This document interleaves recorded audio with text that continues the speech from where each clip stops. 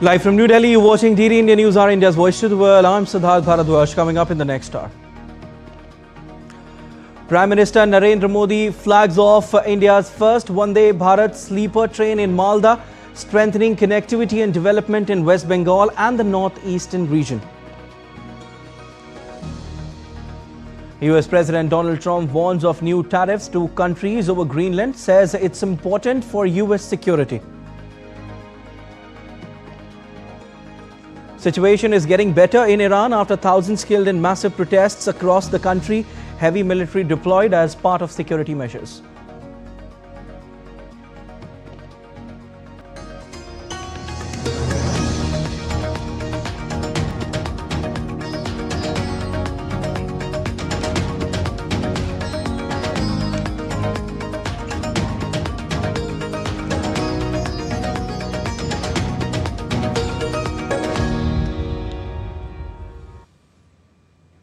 Prime Minister Narendra Modi on Saturday flagged off India's first Vande Bharat sleeper train between Howrah and Guwahati at Malda Town Railway Station. The train is developed to meet the growing transportation needs of modern India. The fully air-conditioned Vande Bharat sleeper train will offer passengers an airline-like travel experience at economical fares, making long-distance journeys faster, safer and more convenient. It reduces travel time by around 2.5 hours on the Howrah-Guwahati route. The train will also give a major boost to religious travel and tourism.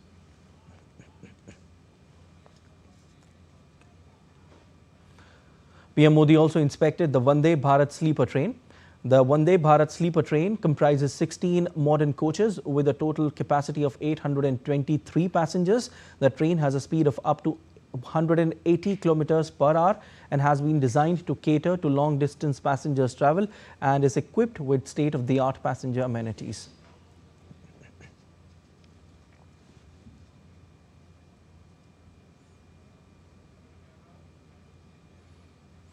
India's global engagement on artificial intelligence and cybersecurity gained momentum as Minister of State Jiten Prasad visited Paris, underlining India's growing relationship in emerging technologies. Our correspondent Rohini Gosavi reports. Minister of State Jiten Prasad is on official visit to Paris, where he participated in high-level meetings focused on cybersecurity, responsible AI and digital cooperation. After the visit of External Affairs Minister last week, this visit marks the beginning of the Year of Innovation, highlighting India's intent to deepen technology partnerships, encourage innovation-driven collaboration and strengthen its global engagement in emerging digital sectors. So I see a lot of collaboration. India has the scale, the size, and the use cases which, and France can use its precision, its innovation, and both countries can take the way forward as far as the AI discourse is concerned. And the people of India we will gain by this relationship. He attended the AI for People event, organized with participation of ORF and the Indian Embassy. The discussions saw strong alignment between India and France on the use of artificial intelligence. French Minister for AI Anne Le Hennoff underlined that AI is not just about algorithms or data, but about people, a view that closely matches India's human-centric approach to artificial intelligence, focusing on inclusion, ethics and innovation for public good. We must work together to ensure that AI services as a force for good, sustainable, inclusive, ethical and aligned with our shared values of democracy. Cybersecurity collaboration remained a key focus, with discussions on strengthening resilience against emerging digital threats and enhancing international cooperation in the cyber domain. This visit is important as India is hosting Global AI Summit in few days. The meetings in Paris highlight India's focus on safe, inclusive and people-centric use of artificial intelligence. And this is along with stronger global cooperation on cybersecurity. It also reflects India's growing role as a global voice in shaping digital policies. India's engagement in Paris reflects its commitment to global partnerships, technological leadership, and ensuring that AI remains a tool for empowerment, not exclusion. With global attention on responsible technology, India's outreach in Paris reinforces its vision of AI for people and progress. Rohini Goswami in Paris for DD India. Deputy Prime Minister and Minister of Foreign Affairs of Poland, Radoslaw Sikorski, arrived in Indian city of Jaipur this morning on a 3-day visit. As per the Ministry of External Affairs, the visiting dignitary will attend the Jaipur Literature Festival on Saturday before leaving for the national capital. On Monday, he will meet External Affairs Minister Dr. S. Jaishankar, after which he will emplain from Delhi. India and Poland share a long-standing friendly relationship marked by high-level political contacts and vibrant economic engagement. The Embassy of India in Riyadh, in partnership with the Ministry of Tourism, Government of India, hosted a major tourism promotion event on Thursday to connect global partners with India's diverse travel experiences. Ambassador of India, Suhail Ajaz Khan, delivered the keynote address, highlighting the historical bond between India and Saudi Arabia and the significant role played by cross-cultural interactions and close people-to-people ties in nurturing this partnership. He invited the people of Saudi Arabia to choose India as their preferred destination for both leisure and cultural travel to enjoy its fascinating range of tourism destinations and experiences. The 6th ASEAN-India Digital Ministers meeting was held virtually on Friday, reaffirming the shared commitment of ASEAN member states and India to deepen cooperation in the digital domain. The meeting deliberated on key issues aimed at strengthening regional digital cooperation with a focus on digital inclusion and integration. At the meeting, India reaffirmed its strong commitment to ASEAN-India digital cooperation, saying working collectively to narrow digital divides, strengthening infrastructure, and ensuring that digital transformation serves as a force for inclusion, resilience, and economic growth. Emphasizing the transformative role of artificial intelligence, India outlined its India AI mission with a strong focus on safe and trusted AI and expressed readiness to collaborate with ASEAN on AI capacity building, standards development, and practical use cases. The UN High Seas Treaty enters force this month after 16 nations ratifying the pact. It protects marine biodiversity beyond national waters. For the first time, nations will work under a common legal framework to protect fragile ecosystems, safeguard endangered species, and ensure ocean health for future generations. DD India's Tapas Bhattacharya has filed this report. Have a look.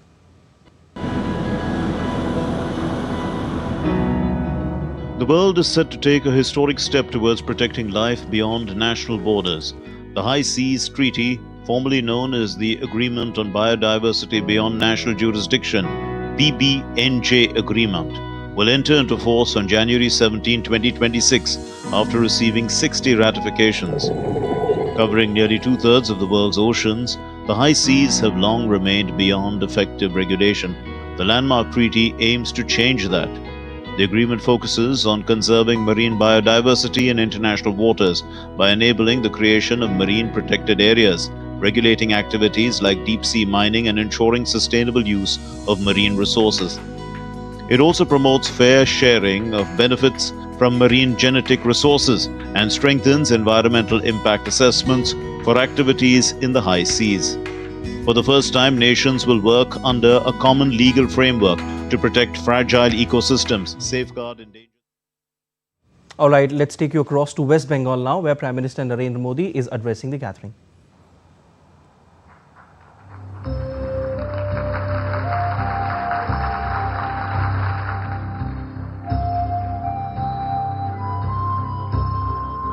आइए अब इन विकास परियोजनाओं पर आधारित एक लघु film पर नजर डालते हैं। अब मैं आदरणीय प्रधानमंत्री जी से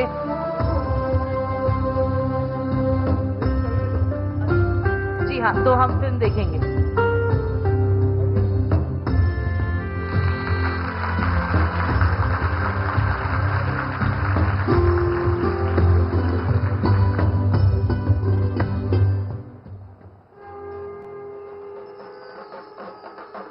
बंगाल, जहां की मिट्टी में इतिहास की गूंज है,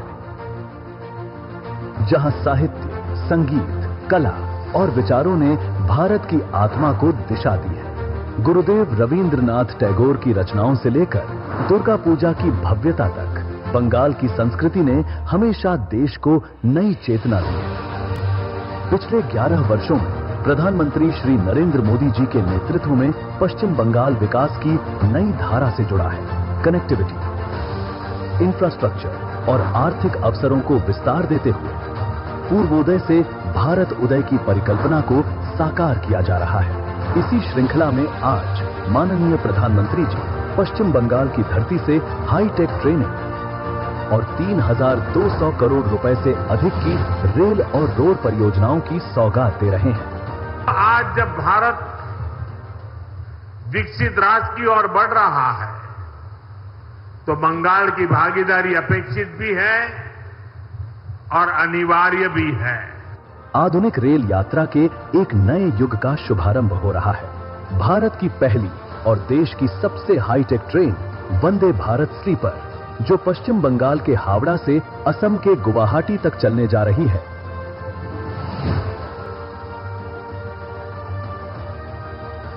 ट्रेन के किराए में एरोप्लेन जैसी सुविधाओं वाली ये next generation train aerodynamic design के साथ बेहतर कुशनिंग, डिसइंफेक्टेंट टेक्नोलॉजी और फायर बैरियर डोर जैसी एडवांस फीचर से लैस है।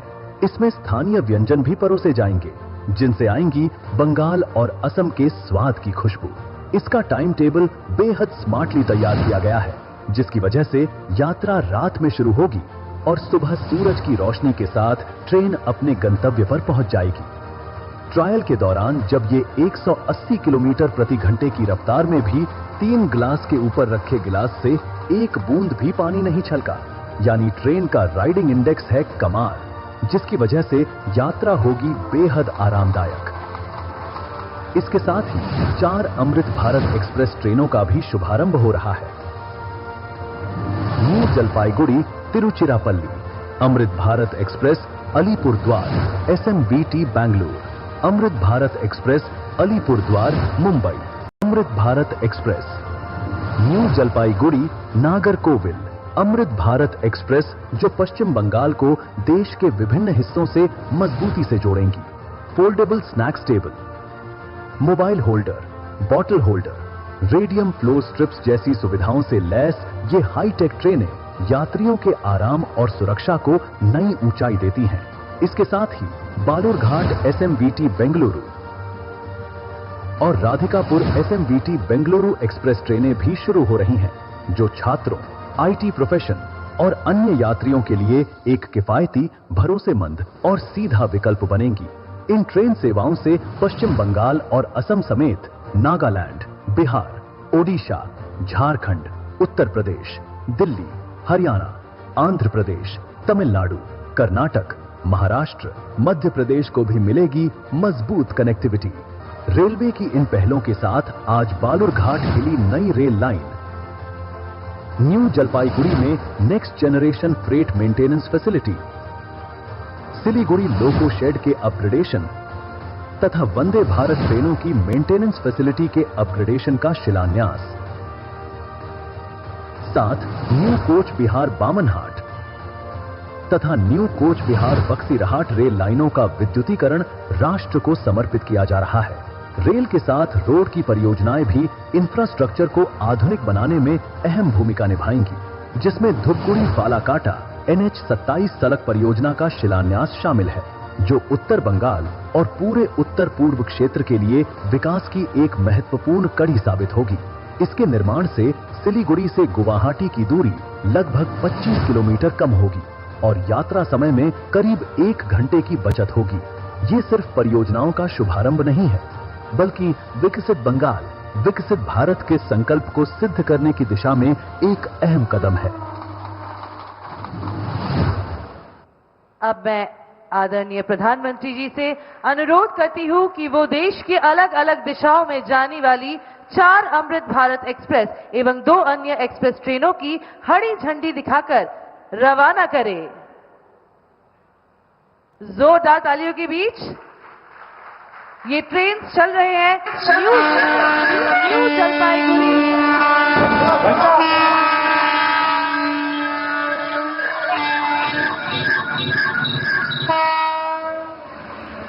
चल रहे हैं न्यू जलपाईगुड़ी से नागरकोइल तक, न्यू जलपाईगुड़ी से Tiruchirappalli Amrit Bharat express, Alipurduar SMVT Bengaluru Amrit Bharat express, Alipurduar Mumbai Panvel Amrit Bharat express, Balurghat SMVT Bengaluru express, Radhikapur SMVT Bengaluru express, new Jalpaiguri Nagercoil Amrit Bharat express.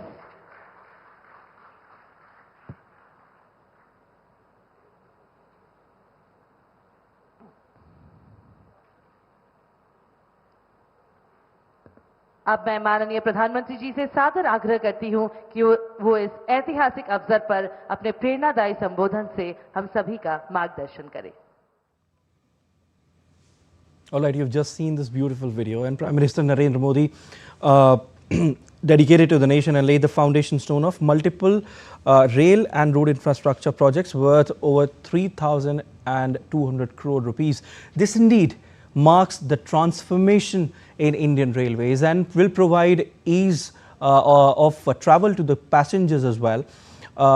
In fact, these trains combined with the comfort, connectivity and technology, giving again passengers the ease of travel. All right, and let's go back to Prime Minister Narendra Modi's address. देर पहले पश्चिम बंगाल के विकास से जुड़े अनेक projects का शिलान्यास और लोकार्पण हुआ है। नई रेल सेवाएं पश्चिम बंगाल को मिली हैं। इन प्रोजेक्ट से यहां के लोगों के लिए यात्रा आसान होगी और व्यापार कारोबार भी आसान बनेगा। यहां जो ट्रेन मेंटेनेंस से जुड़ी नई सुविधाएं बनी हैं, इससे बंगाल के नौजवानों को नए अवसर मिलेंगे। साथियों, बंगाल की इस पावन भूमि से आज भारतीय रेल के आधुनिकीकरण की तरफ एक और बड़ा कदम उठाया गया है। आज से भारत में वंदे भारत स्लीपर ट्रेनों की शुरुआत हो रही है। ये नई वंदे भारत स्लीपर ट्रेन देशवासियों के लंबे सफर को और आरामदायक बनाएगी, शानदार बनाएगी, यादगार बनाएगी। विकसित भारत की ट्रेनों ये कैसी होनी चाहिए, इस वंदे भारत स्लीपर ट्रेन में आप साफ साफ नजर आता है। थोड़ी देर पहले मालदा स्टेशन पर मैं कुछ यात्रियों से बातचीत कर रहा था। हर कोई कह रहा था कि इस ट्रेन में बैठकर एक उन्हें अद्भुत आनंद हुआ। कभी हम तस्वीरों में, वीडियो में विदेशों की ट्रेनों को देखकर कहा करते थे कि काश ऐसी ट्रेनें भारत में होती। आज हम उसी सपने को हकीकत में बदलते हुए देख रहे हैं और मैं देख रहा हूं पिछले दिनों विदेशी लोग भारत की मेट्रो की, भारत की ट्रेनों के वीडियो बनाकर दुनिया को बताते हैं कि भारत में रेलवे में किस प्रकार से क्रांति आ रही है। ये Vande Bharat train made in India है। इसे बनाने में हम भारतीयों का पसीना लगा है। देश की ये पहली वंदे भारत स्लीपर ट्रेन मां काली की धरती को, मां कामाख्या की भूमि इसको जोड़ रही है। आने वाले समय में पूरे देश में इस आधुनिक ट्रेन का विस्तार होगा। मैं बंगाल को, असम को, पूरे देश को इस आधुनिक स्लीपर ट्रेन के लिए बहुत बहुत बधाई देता हूं। साथियों, आज भारतीय रेल कायाकल्प के दौर से गुजर रही है। रेलवे का बिजलीकरण हो रहा है, रेलवे स्टेशन आधुनिक हो रहे हैं। आज पश्चिम बंगाल सहित देश में 150 से अधिक वंदे भारत ट्रेनें चल रही है। इसके साथ साथ आधुनिक और तेज गति की ट्रेनों का पूरा नेटवर्क बन रहा है और इसका बहुत बड़ा फायदा बंगाल के गरीब और मिडिल क्लास परिवारों को हो रहा है। साथियों, आज बंगाल को 4 और आधुनिक अमृत भारत एक्सप्रेस ट्रेनें मिली हैं। New Jalpaiguri Nagercoil Amrit Bharat express, new Jalpaiguri से तिरुचिरापल्ली अमृत भारत एक्सप्रेस, अलीपुर द्वार बेंगलुरु अमृत भारत एक्सप्रेस, अलीपुर द्वार मुंबई अमृत भारत एक्सप्रेस, इससे बंगाल और खास तौर पर उत्तर बंगाल की दक्षिण और पश्चिम भारत से कनेक्टिविटी और सशक्त होगी। विशेष रूप से जो यात्री बंगाल और पूर्वी भारत की यात्रा के लिए देश के अलग अलग हिस्सों से आते हैं, जो गंगा सागर, दक्षिणेश्वर और कालीघाट के दर्शन को आते हैं, जो लोग यहां से तमिलनाडु और महाराष्ट्र जाते हैं, ये अमृत भारत एक्सप्रेस ट्रेनें उनके सफर को और आसान बनाएगी।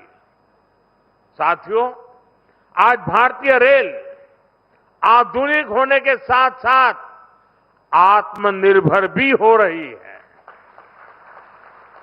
भारत के रेल इंजन, भारत के रेल के डिब्बे, भारत के मेट्रो कोच, ये सब भारत की टेक्नोलॉजी की पहचान बन रहे हैं। आज हम अमेरिका और यूरोप से ज्यादा लोकोमोटिव्स बना रहे हैं। दुनिया के कई देशों को पैसेंजर ट्रेन्स और मेट्रो ट्रेन्स के कोच का एक्सपोर्ट करते हैं, और इन सब के कारण हमारी इकोनॉमी को बहुत लाभ मिलता है, हमारे नौजवानों को रोजगार मिलता है। साथियों, भारत को जोड़ना हमारी प्राथमिकता है। दूरियों को कम करना यह हमारा मिशन है, और ये आज के इस कार्यक्रम में भी दिखाई देता है। एक बार फिर आप सभी को इन प्रोजेक्ट्स के लिए मेरी तरफ से बहुत बहुत शुभकामनाएं, बहुत बहुत धन्यवाद। मुझे यहां पड़ोस में ही एक बहुत बड़े कार्यक्रम में जाना है, वहां बहुत लोग इंतजार कर रहे हैं। जो बातें यहां नहीं बताई हैं वो विस्तार से वहां बताऊंगा, और मीडिया का ध्यान भी उस वाले भाषण में ज्यादा होगा। बहुत बहुत धन्यवाद।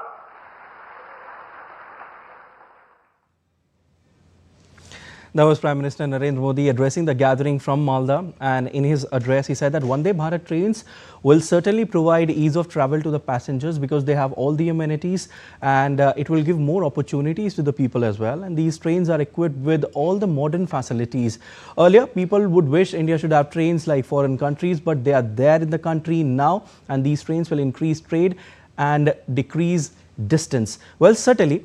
And very rightly so, because these trains are the combination of comfort, connectivity and technology, and also these trains have been flagged off by Prime Minister Narendra Modi at a time when the country is moving towards its vision of Viksit Bharat 2047, the year when Bharat will be celebrating the centenary of its freedom, the centenary of its independence, and that is the year when Bharat is expected to make everything under the sun. And it's also a symbol of Atmanirbharta, which is also called self-reliance. As Prime Minister Narendra Modi always says that make in India and make for the world. So this is a greater symbol of Atmanirbharta, and it shows that how India is progressing as a nation.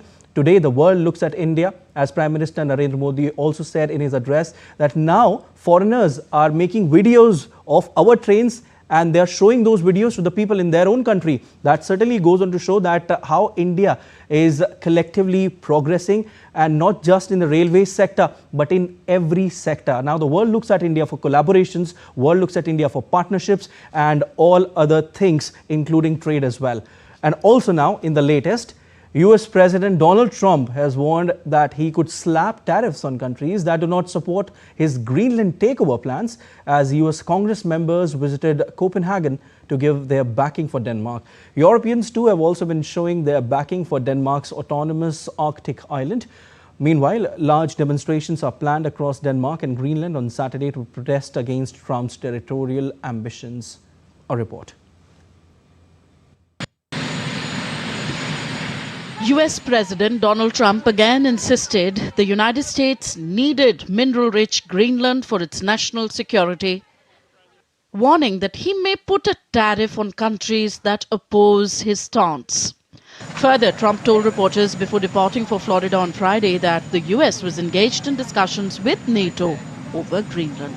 Well, we're going to see NATO has been dealing with us on Greenland. We need Greenland for national security very badly.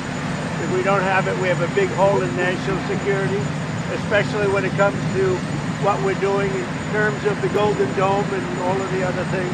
And you saw that with Venezuela, you saw that with the attack on Iran, which is knocking out their nuclear capability potentially. So, yeah, we're talking to NATO. Meanwhile, a bipartisan delegation on a two-day trip to the Danish capital said the US president's long-held territorial ambitions were not shared by the American people. It is important to underscore that when you ask the American people whether or not they think it is a good idea for the United States to acquire Greenland, the vast majority, some 75%, will say, we do not think that that is a good idea. This senator from Alaska does not think it is a good idea. Are there real pressing threats to the security of Greenland from China and Russia? No, not today. Are there real opportunities for us to partner through NATO to contribute to Arctic security? Yes, and if we ask respectfully and plan together, we can achieve that goal. And so there's a lot of rhetoric, but there's not a lot of reality in the current discussion in Washington. Earlier, Trump did not rule out the use of force to take control of the vast autonomous Arctic island, which is a part of the Kingdom of Denmark. For now, Denmark's Joint Arctic Command in Greenland is focused on countering potential Russian activity, not defending against US military threats. I don't see a NATO allied attacking another NATO allied. But of course, if we have Russia attacking Greenland, it is my task to defend it. And I will do that both with Danish troops, but of course within the alliance as well. Danish defence forces have intensified Arctic operations with European allies, though focused on long-distance flying and operating safely in harsh polar conditions. Today we are patrolling on Greenland's east coast with F-35s supported with French air-to-air refueling aircrafts. We are investing in additional F-35s, in long-range munition, in maritime patrol aircraft, in drones, in radar systems, and so on and so forth. Anderson also stressed that the US has been invited to take part in these military exercises in Greenland alongside NATO allies, noting that he had never seen any Russian or Chinese ships near the Arctic island. Amid all this, Greenlanders are putting cautious hope in all-out efforts to contain Trump's designs for their island, as European soldiers arrived in their streets in dozens and US lawmakers visited Denmark on Friday. But experts say Washington is unfazed by Europe's strategic signaling. Large demonstrations are planned across Denmark and Greenland on Saturday to protest against Trump's territorial ambitions. Thousands of people have indicated on social media that they intend to take part in marches and rallies in Copenhagen, Aarhus, Aalborg, Odense and the Greenlandic capital of Nuuk. Tanvi Taneja for DD India. All right, and we have Professor Anshu Joshi, School of International Studies, JNU, joining us on the broadcast today. Ma'am, a very warm welcome to DD India News Hour. My simple question to you to begin with is, why is Greenland important for the United States? I mean, it's broad, but I want you to explain it, ma'am. Siddharth, I will also answer your crisp question in a very crisp manner. Please. So, because of its geostrategic location and the rare earth minerals that it has, so we know that Greenland is the world's largest island. Yeah. It's a self-governing territory. Yeah. Belongs to the Kingdom of Denmark. Yeah. Geographically, it's a part of North America. Culturally, it is linked to Europe. And it has world's largest massive ice sheet covering most of its land. But having said that, it has pools of untapped critical minerals ranging from uranium to plutonium and iron, also zinc and so on, copper and so on. And on the other hand, because of its geostrategic location, the place where it is located, because of that, United States of America, apart from having a control of all these rare earth minerals, it wants to contain Russia and China in the Arctic region. All of us know that because of its long, maritime territory in the region, Russia is known as the king of Arctic and having a very good relationship with China. China also stands here assertively because of the power of Russia. So that is what United States of America wants to contain. And that's the reason now Donald Trump is looking forward to annexing this very important geostrategically located island, Siddharth. Okay. Ma'am, Trump has also said that Greenland is important and it is vital for US security. I want to ask you how. That is a rhetoric that he is trying to create. He is reiterating that US needs to control this. So is it just the security factor, ma'am, or it's just it could also be the untapped reserves of critical minerals that Greenland currently has, because as we all know, critical minerals is very important, in today's time, and then when everyone is looking forward for the EVs and all other items that people use, daily items, and also the elements which are used in the electric vehicles and other things as well. So is it the only factor, or the strategic location also comes in? What is more important? What weighs in more? If you let me complete, then I would answer your question. Please, ma'am. I have already said that Greenland is important to United States of America because of these two reasons, that it has a humongous pool of untapped resources, critical minerals, and on the other hand, because of its geostrategic location in the Arctic region. The question that you asked, that Donald Trump is stating that United States of America has security concerns. So that is what I am trying to explain, that it is a rhetoric he is trying to create, which has been rejected by the powers of Europe also, his NATO allies, including France, Germany, Norway, and Sweden. And apart from that, Denmark is time and again stating that he can neither buy Greenland nor he can annex Greenland. So both the factors are very important, but again, I would say that because of its geostrategic location and the kind of control that Donald Trump wants to have in the Arctic region, and the fact that this region is ruled by Russia at present, that's very, very important for Trump to have a control of Greenland. And that's what he has been now. He is trying to create a situation, what he did with Venezuela also. And that is where he has now suggested that if Greenland, if he is not able to take control of Greenland, then he would, the countries which would oppose his plan, he would impose humongous trade tariffs on those countries. And so far, so he has been facing retaliation or dissent from NATO allies who have already deployed their military contingents also in Greenland, so that Greenland can bolster its own defense and solidarity with Denmark. And the bipartisan delegation of United States of America, which is on its visit to Copenhagen, they have also reassured Danish and the leaders of Greenland that they will have the congressional support against any kind of forced control of Greenland by Donald Trump. Ma'am, under Danish law, Greenland has a right to call for referendum on independence, but that hasn't happened yet. In part because Greenland still relies on Danish subsidies. On the other hand, Donald Trump has said that he will impose tariffs on the countries who will not align with United States policy of taking Greenland. So, what could be the geopolitical impact if Trump will impose tariffs on those countries? So far, so Siddharth, we have seen that when it comes to the governance of Greenland and the kind of relationship it has with Denmark, having like a core, alignment with Denmark, Greenland still has its own multi-party parliamentary system that we should understand. There are multiple parties in Greenland, and it has its own structure of the government, wherein it follows a parliamentarian democracy, and it has its own home rule.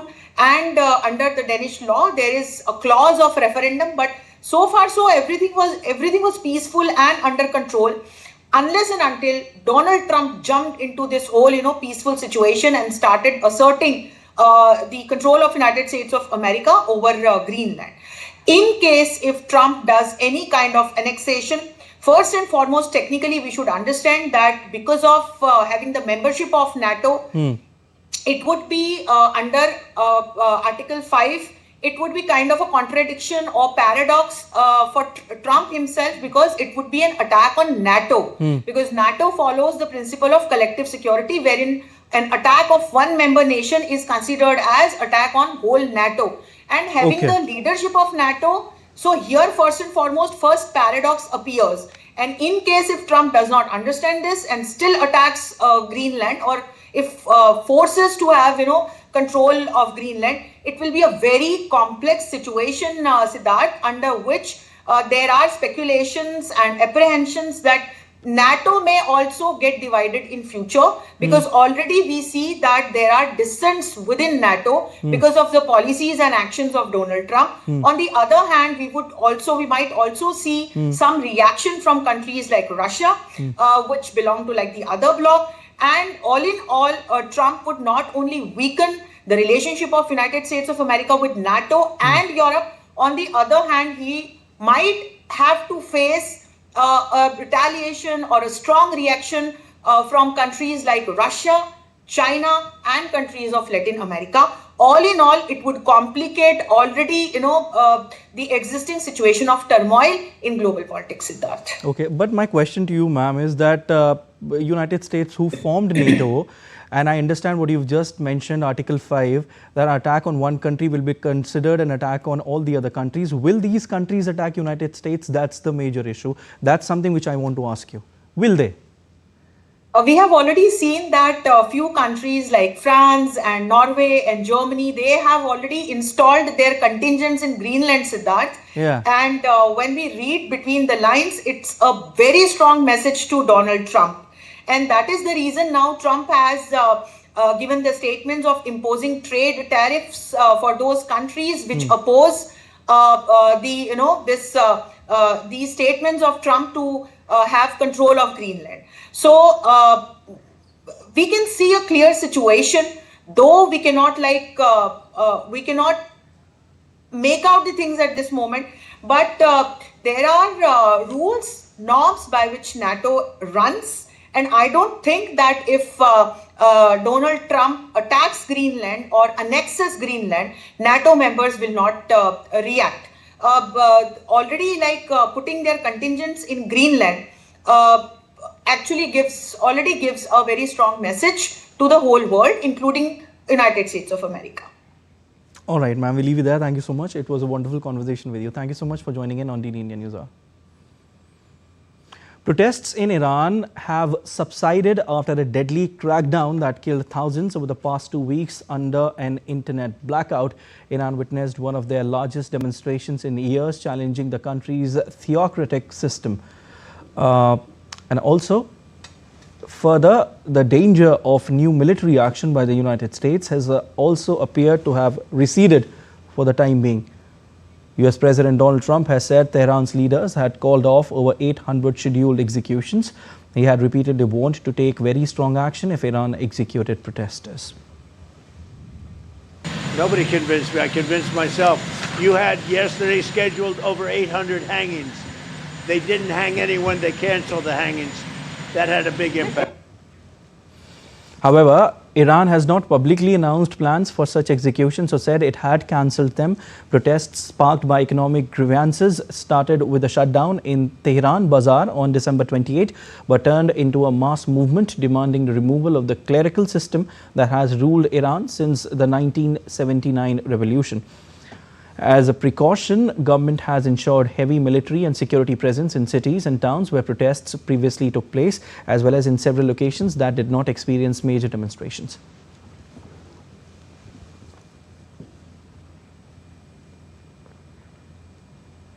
Moving on to Gaza peace plan, where US President tabbed Secretary of State Marco Rubio and former British Prime Minister Tony Blair as founding members of the Gaza Board of Peace. Trump also named his special envoy Steve Witkoff, son-in-law Jared Kushner, and World Bank President Ajay Banga among those on the 7-member founding executive board. Trump himself will chair the board, while further members would be announced in coming weeks. President Volodymyr Zelensky on Friday said that a Ukrainian delegation is en route to the US for talks on security guarantees and a post-war recovery package. The president expressed hope that Ukraine will sign agreements with the United States next week on a plan to end Russia's conflict. In a press conference, Zelensky said that he hopes to get clarity from the US on the Russian stance towards US-backed diplomatic efforts to end the conflict. Окремі завдання сьогодні для ППО, для військових. Зараз we are preparing for next week so that the meeting in Davos are productive and right ones. Clear substance is needed. The substance of the meeting and the substance of the documents. This is definitely not the time for loud and empty statement or for formal meetings. There must be a result for real people, for Ukrainians, for all Europeans, and for Americans. Peace is equally needed by everyone. Real security is needed by everyone. Normal economic development is also needed by everyone. And all of this must be reflected in relevant documents we are preparing, including together with the American side. Зміст зустрічі. And still to come on DD News. Venezuela to route oil sale revenues through its central bank to bolster the foreign exchange system. Batter Shreyas Iyer and spinner Ravi Bishnoi added to India's squad for upcoming 5-match T20I series against New Zealand.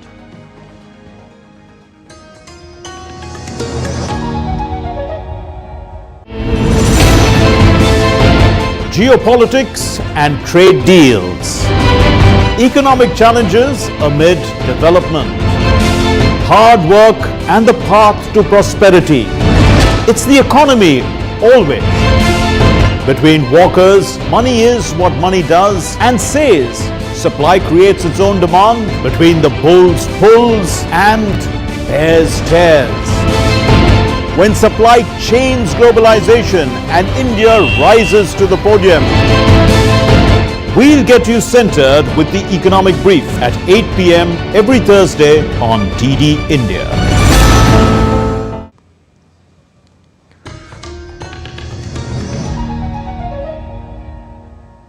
You're watching DD India News on. I'm Siddharth Bharadwaj, and moving on to updates from Venezuela.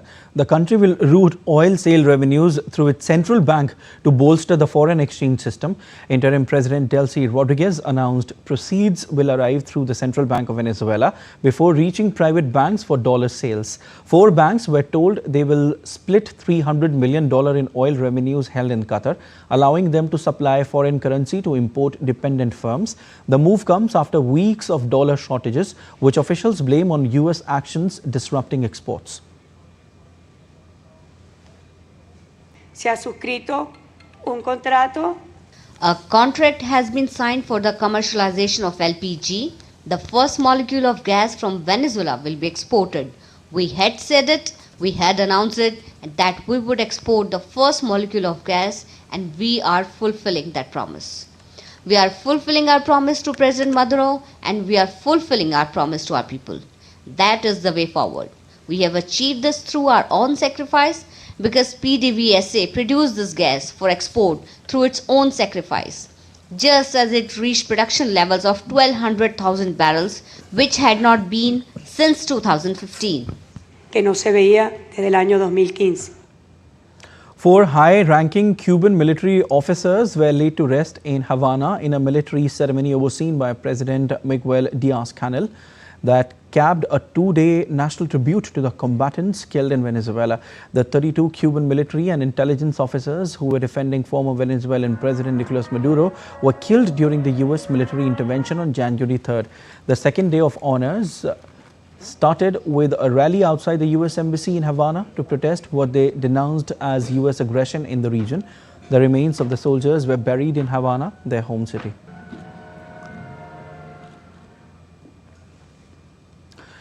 Prime Minister Anthony Albanese said on Saturday that the Australian government will split its bill on hate speech and gun reforms, dropping the racial vilification offence.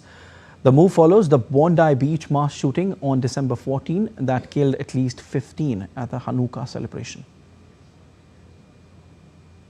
So we'll separate out the bills. The gun laws will be separate, and then the laws on hate crimes and migration will proceed. But we will not be proceeding with the racial vilification provisions because it's clear that that will not have support. We will only proceed with measures that have the support of the Parliament and are likely to receive that. Ugandan opposition leader Bobi Wine's party said he was taken by army from his house and brought to an unknown location as President Yoweri Museveni closed in on a landslide re-election. In fact, Wine's National Unity Platform party said that army helicopter had landed in his compound in the capital Kampala and forcibly taken him away to an unknown destination. Wine has alleged mass fraud during Thursday's election, which was held under an internet blackout, and called on supporters to protest. But Uganda's army spokesman said claims opposition leader Bobi Wine was abducted by helicopter were absurd. As of Friday evening, Museveni, who has been in power since 1986, held a commanding lead with nearly 74% of the vote, the Electoral Commission said. Wine trailed with 23%. NASA officials said Artemis 2, the first crewed mission to the moon since the Apollo era more than 5 decades ago, is moving closer to flight as the agency prepares to roll out its rocket and spacecraft. At a press conference in Cape Canaveral, Chief Exploration Scientist Jacob Bleacher said Artemis 2 is a test flight that will include a wide-ranging research campaign to study how both spacecraft systems and humans perform in deep space. Our integrated research campaign for Artemis 2 builds upon what we learned in Artemis 1, and it sets the stage for successful exploration of the moon and ultimately onto Mars. Our campaign will help us understand the space weather that we'll face during future lunar missions, how to observe the moon and communicate with the support teams here on Earth, and in general, how we will react to, survive, and thrive in that deep space environment. Therefore, I like to say that Artemis 2 science is the science of us. Artemis 2 science is the science of humankind. The Artemis 2 mission unfolds as President Donald Trump has reaffirmed the U.S. goal of returning humans to the moon by 2028 and outlined broader plans to strengthen U.S. space security, keeping the moon at the center of American space policy despite years of development delays. You're watching DD India News Hour. Time now for some sports news. And the Australian Open 2026 is set to open the Grand Slam season with the main draw now revealed and the world's top tennis players gearing up for action at Melbourne Park, with defending champions returning, historic milestones on the line and blockbuster clashes already taking shape. The stage is set for 2 weeks of high voltage tennis. Here's a look at what to expect down under.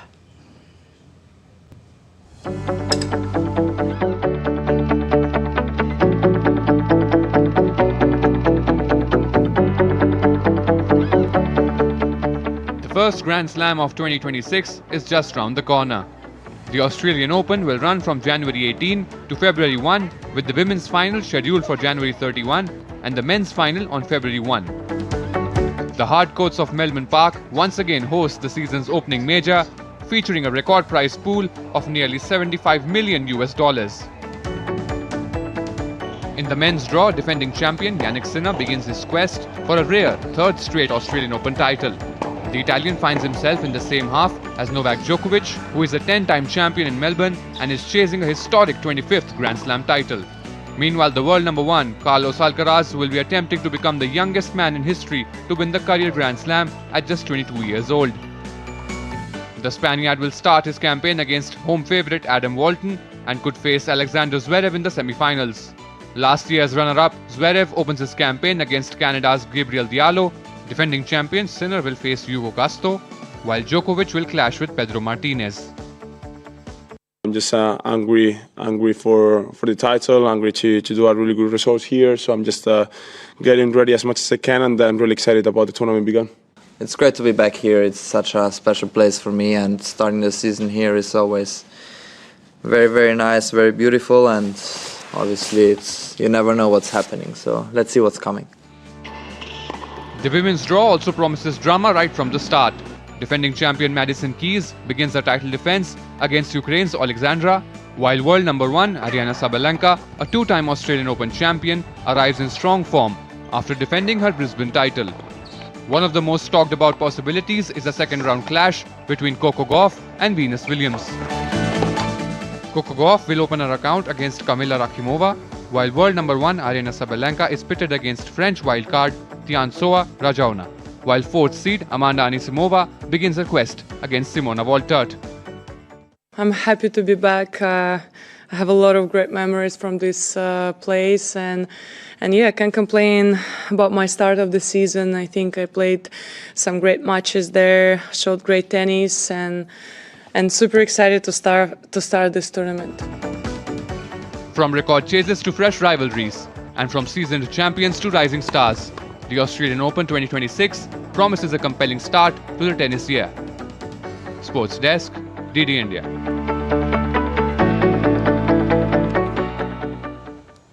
Batter Vaibhav Suryavanshi slammed half-century to rescue India after early jolts against Bangladesh in Under-19 World Cup encounter in Bulawayo city of Zimbabwe. India were rocked by Al Fahad's double blow following Bangladesh skipper Zawad Abrar's decision to bowl first. They also lost Pehan Malhotra after 41-run partnership with Suryavanshi. India were 103 runs for the loss of 3 wickets in 22 overs. India began their campaign with a 6-wicket win against the United States. The Indian Cricket Selection Committee added Shreyas Iyer and Ravi Bishnoi to India's squad for the upcoming 5-match T20I series against New Zealand on Friday. While Shreyas was named as Tilak Verma's replacement for the first 3 matches of the series, Tilak underwent surgery for an abdominal issue earlier this month and will miss the first 3 games of the T20I series against the Kiwis. Leg spinner Bishnoi replaced all-rounder Washington Sundar in the squad. Washington was ruled out of the T20Is against the Kiwis after suffering a side strain during the first ODI against the same opposition. The injury forced the spin bowling all-rounder to miss the second ODI and was replaced in the squad by Ayush Badoni. Manchester United will take on Manchester City in the iconic Manchester Derby at Old Trafford in the Premier League on Saturday. The Premier League game will be a litmus test for United's interim manager and City's manager Pep Guardiola. Carrick's first Manchester Derby will be Guardiola's 27th more than any other City manager, which he has won 14 times. The teams met in back-to-back FA Cup finals in 2023 and 24, winning 1 each. City has enjoyed more dominant wins, scoring 3 or more goals on 7 occasions. Ruben Amorim last week became the 6th permanent United manager to be dismissed since Alex Ferguson retired in 2013. Former player Carrick was hired this week until the end of the season. That's all for this edition of DD India News Hour, but let us know your thoughts on the news of the day. For those on the go, you can get all the latest news and updates from India and across the world on DD India mobile app. The app is available on Android and iOS platforms, and you can scan the QR code on your screens to download now. We'll be back with more news as it breaks here on DD India. I'm Siddharth Bharadwaj from all of us here in Delhi. Thanks for watching DD India News Hour.